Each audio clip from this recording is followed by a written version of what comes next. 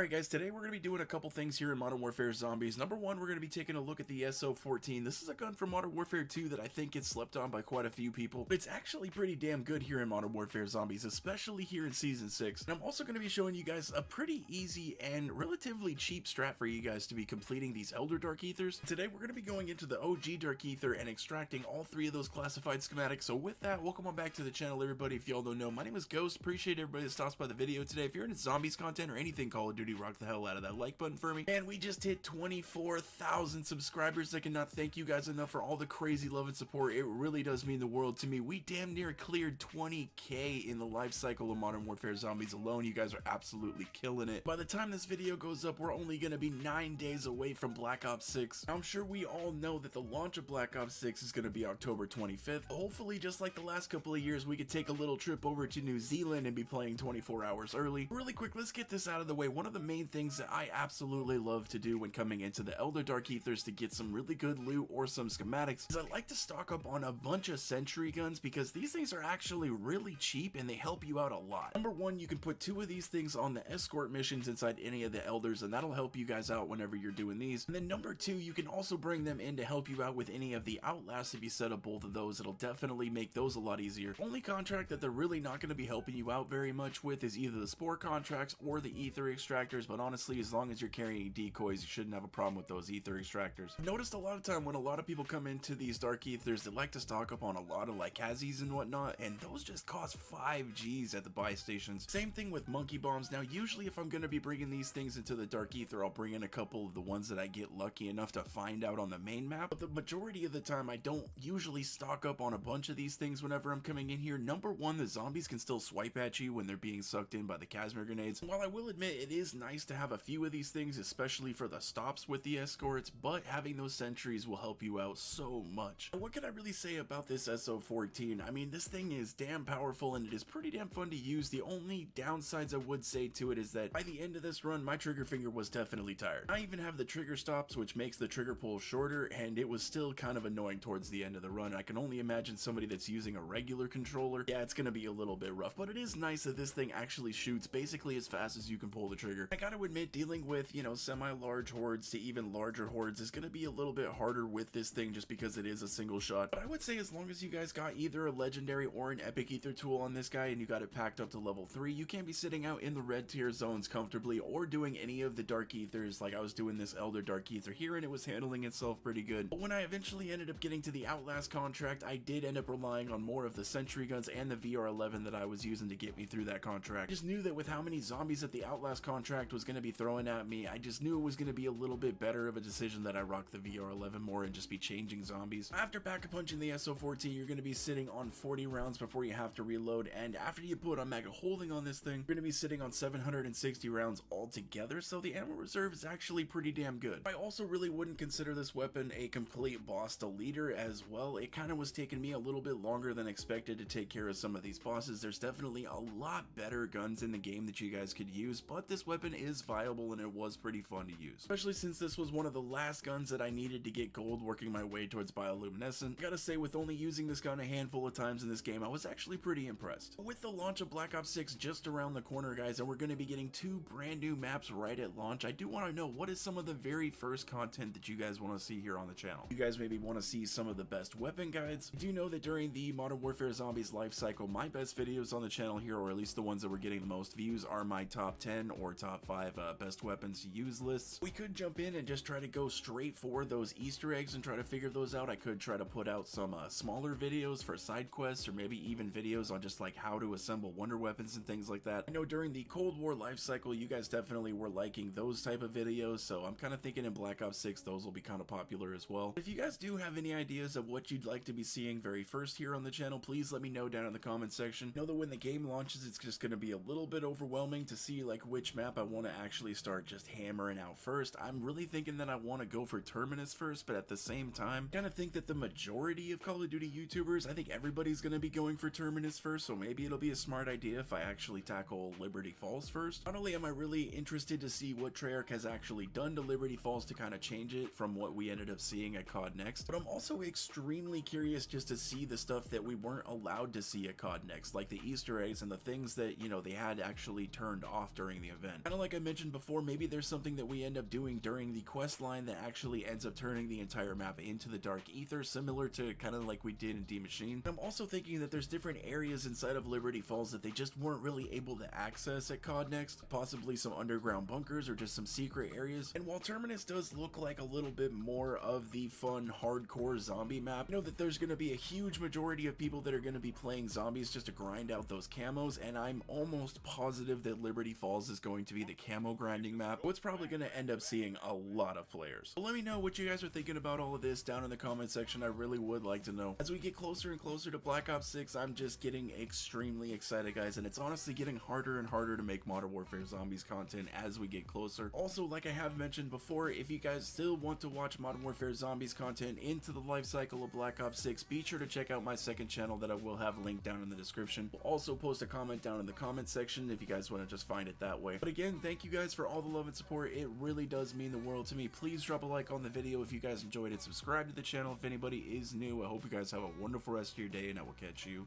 in the next one.